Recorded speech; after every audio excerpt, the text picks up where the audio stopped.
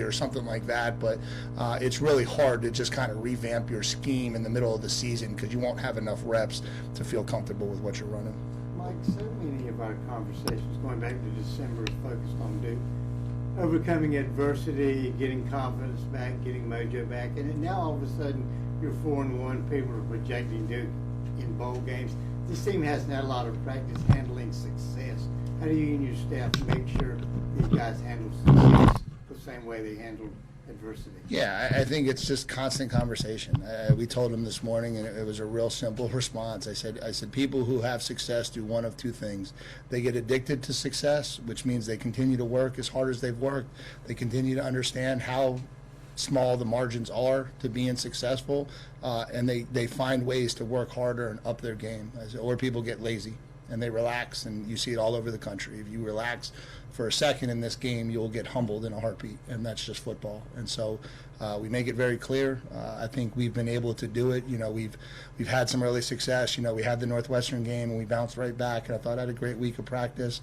You know, we've got a mature group. We've got great leadership, so I certainly anticipate us handling it the right way, but obviously it's something we address and we talk about for sure. With Shaka coming off such a strong game, what's your assessment of how he's handled the whole transition of coming in, learning a new system in the offseason, being a leader on that side of the ball? Yeah, I mean, he's been critical. You know, I can't be, you know, him and Jacob, or him and Dwayne on defense, really, the two of them, and Shaka, just because you asked about him, have really kind of embraced us, you know, and embraced what we're trying to preach. And when you get here, like, it's always a two-way street, right? Like, we want to do everything we can to help our older guys have success now, right? And we talked about that in the press conference. But at the end of the day, they have to want it too, right? They have to be willing to do the things the way we want to do them in order to create that cohesion that allows it to work. And so, you know, Shaka and I spent a lot of time talking early when I got here just about those types of things, like, hey, I'm going to give you everything I got, but in return I need everything you got, and I need the buy-in, and I need you to help me in the locker room, and I need you to be a great voice for me, and he's been more than I could have hoped for. I mean, he's a great leader. He's obviously a tremendous kid, and he's playing at a really, really high level right now, and so just happy for him that he's getting the results that he deserves. You mentioned Ryan Smith on special teams, his block punt.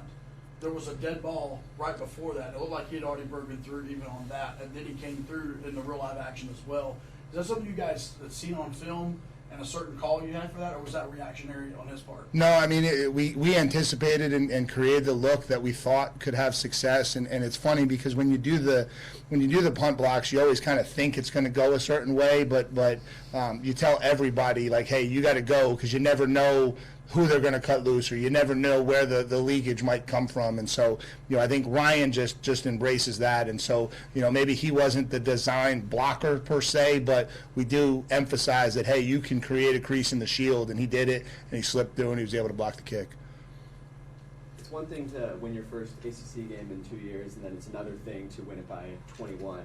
Kind of immediately after the game to now, like, what's the morale looking like in the locker room? Kind of how are they hoping to build on that? Yeah, I mean, obviously, I think it creates confidence. I think, and again, we keep going back to this, and I don't mean to keep belaboring this point, but, like, they know how hard they worked, but until you see results, you're always still a little bit skeptical, like, where am I? Like, how do I stack up? And that's only human nature.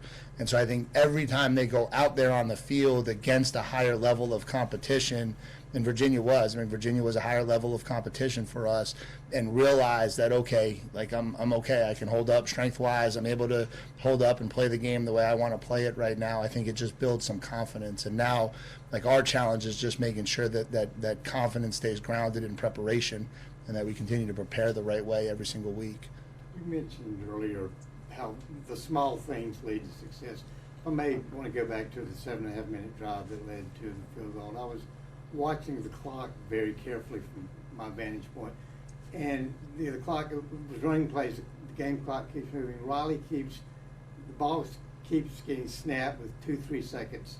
Well, it sounds like an obvious, simple thing to do, but I've seen so many college quarterbacks, including some here in the same situation, the ball's getting snapped with 11, 12, 13 seconds left on the play clock.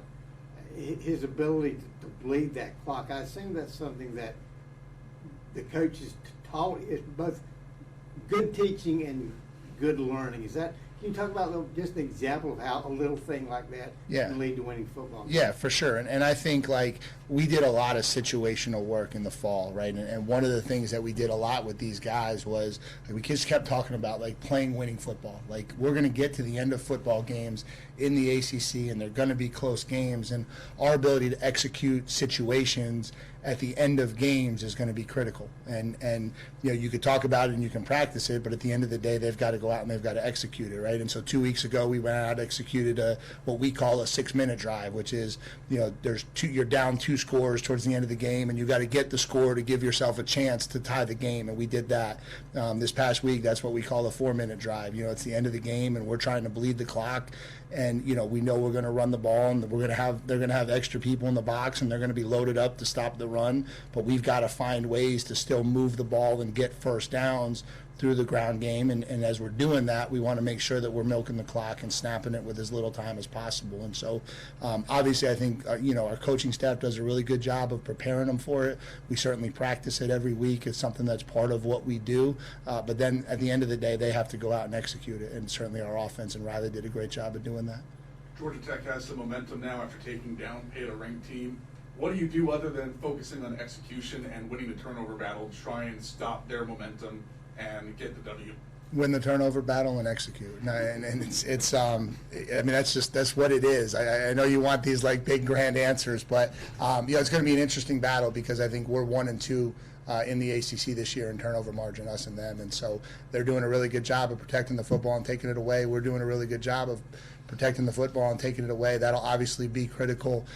Third downs, I think, will be critical. How we can control the quarterback and contain him will be critical, and how fast we start will be critical. And so, you know, football, we always want it to be about something different. I think the core of football always stays the same. I think the challenge week in and week out is how do you achieve that same level of success, right? Like, how do you protect the quarterback this week is completely different than how you protected him last week. It's just a different matchup. It's a different scheme. It's a different, you know what I mean? And so there's a lot of nuances that go into how you ultimately get those big results that you want. But at the end of the day, you're going to pick up the paper, and it's still going to be those critical factors that determine the outcome of the game.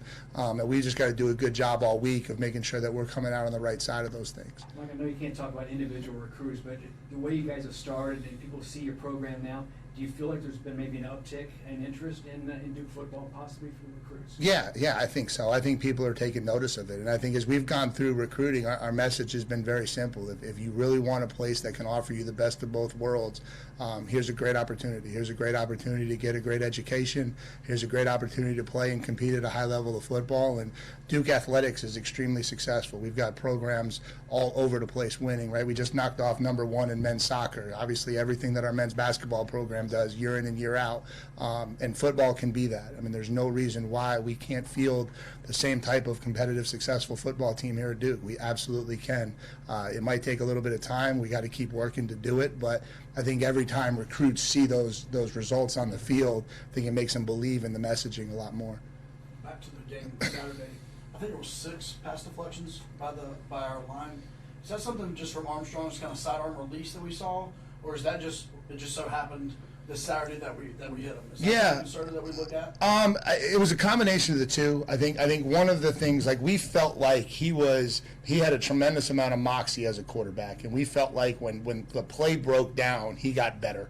And when he got out of the pocket and he was able to run free and really see the field clean, he made some really, really impressive throws dating even back to last year when he was doing that type of stuff. And so we just felt like it was important to keep hands in throw lanes and keep him bottled up. And so I think a couple of them were that. A couple of them where we just did a good job of keeping him in the pocket and mirroring his movement when he went to throw it. And then I think a couple of the times it was him getting out and us having somebody kind of accounting for him, running along with him to keep the vision cloudy, and he wound up throwing into a raised hand. That was shocking, and that was Michael Reese on that one. And so I think it was probably a combination of the two. It's certainly nothing, I don't see it as a flaw. I think it was more just us being more impressed with how good he was when he got out in space, and trying to limit that as much as possible, and I think it just resulted in the pass deflections. You mentioned third down conversions a little bit ago. I know your defense, you want to stop more than what's been happening.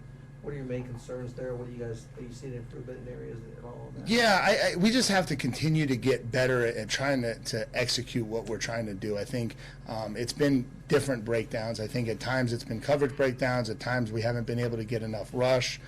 We've got to continue to try to execute our blitz game a little bit better during the week to feel a little bit more comfortable calling it on Saturday and calling it a little bit more often. And then I think some of it on Saturday was we didn't do a great job on first and second down. I think some of this past Saturday's failures was there was a lot of 3rd and 1, 3rd and 2, 3rd and 3s early in that game, and those are really hard to stop. I mean, those are really slanted in the other team, and so I think it's been a combination of breakdowns. It's certainly not from a lack of trying from our kids or from our coaching staff. I think we're just all learning from each other how we can kind of figure out a way to execute a little bit better and get off the field a little bit better. You mentioned the great special teams play, the block punt.